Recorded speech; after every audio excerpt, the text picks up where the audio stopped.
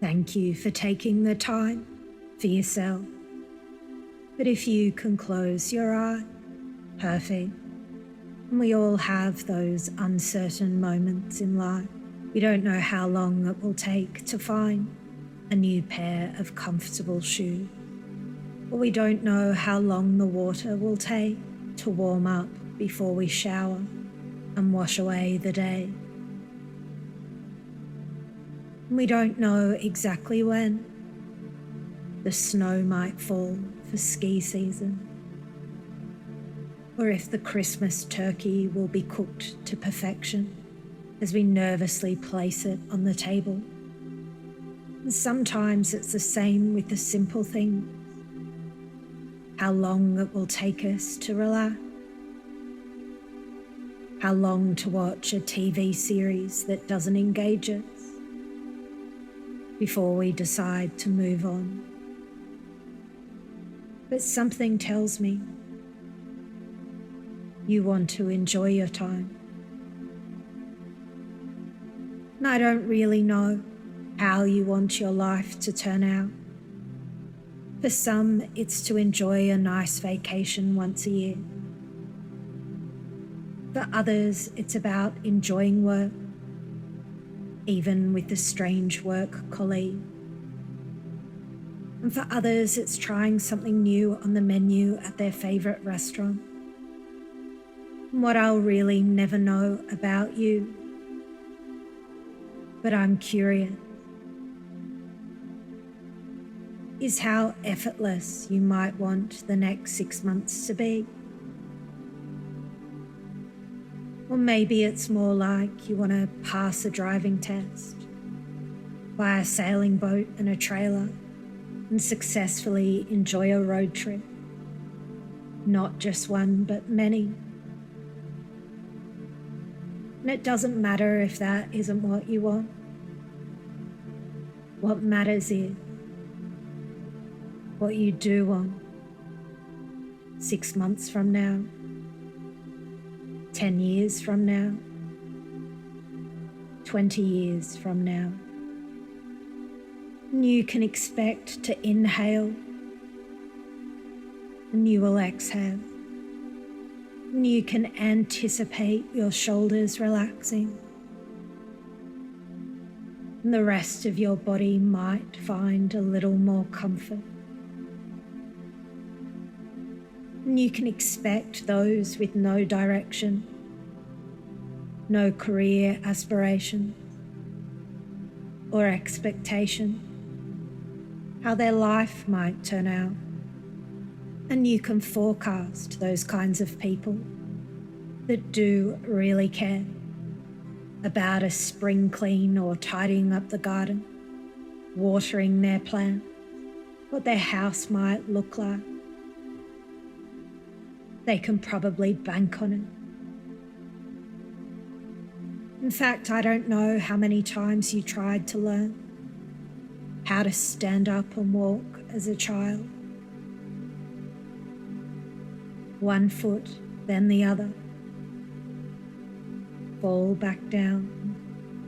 One foot, your tiny little hands and strong tiny fingers holding onto things to pull you up. Oops, you got your legs crossed. Fall back down. One foot, then the other. Both feet. Standing up for yourself. And no one said you couldn't do that. My guess is you didn't know that you could. But somehow you did sense you could.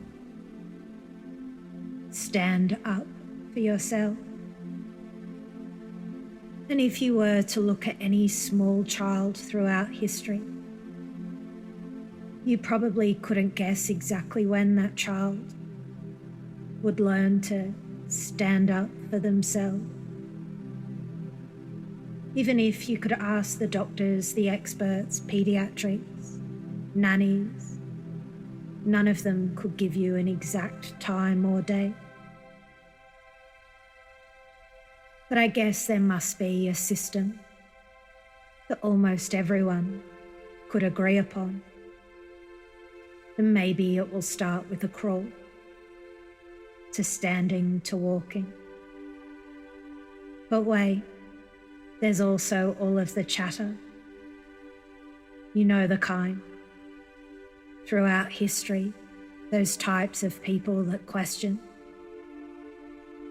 if that child is capable, or if that child could possibly do that, or if that child maybe had weird parents.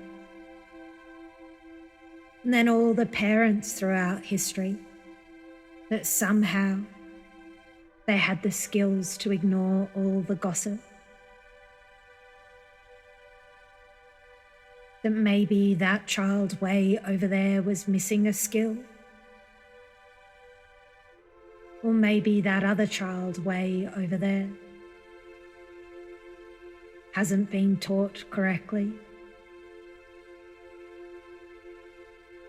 And then there's always that optimistic relative that says one day it will happen. And all of these different perspectives, all of the 8 billion or so humans on the planet right now. And then there is the fly on the wall's perspective of how you learnt to stand up for yourself.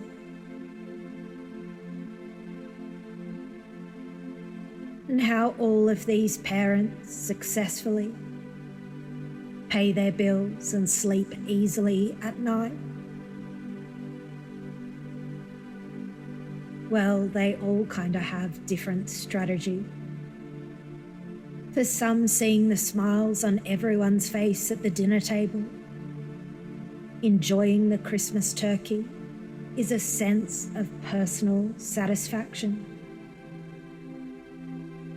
For others, it was an intense argument about who was going to have Christmas at whose house this year. And having to cook the Christmas turkey is just a compromise. For others, it's compliance. It was their turn this year. But how all of these people get a clear, strong direction of what to do. All of the people who are successful at enjoying their time well is they get really absorbed on their goals. They visualize those children going to college in 20 years' time.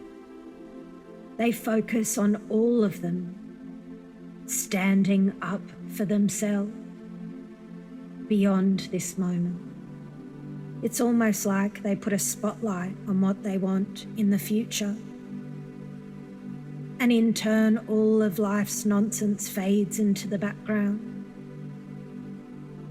And just like packing summer clothes for a summer vacation, or winter clothes for a ski trip, I really don't know what you will need in your suitcase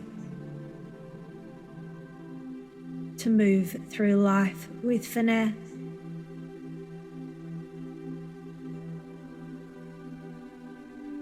But what I do know is,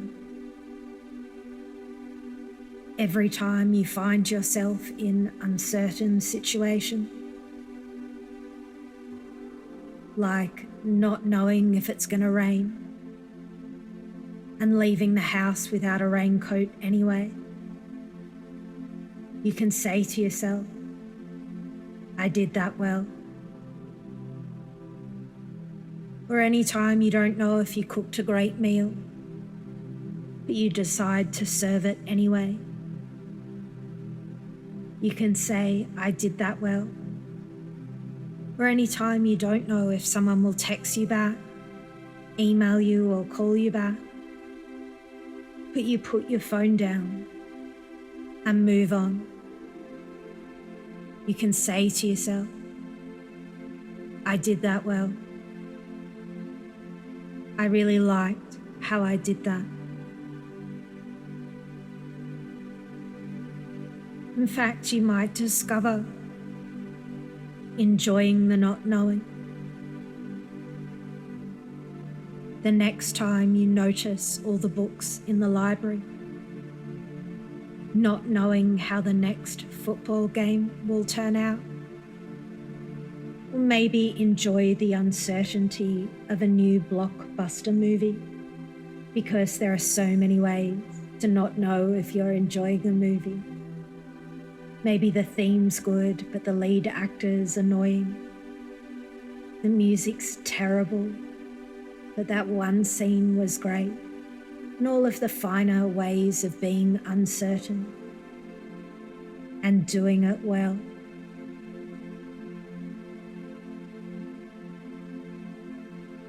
And isn't it wonderful to know, 10 years into the future, looking back,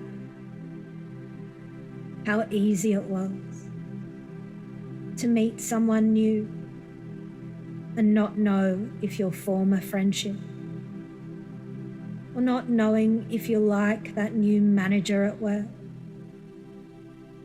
because you enjoyed living life well. And when you're ready to bring the future into the present moment, you can stretch out, wriggle your fingers and toes, and open your eyes. Welcome back. You're perfect, just as you are.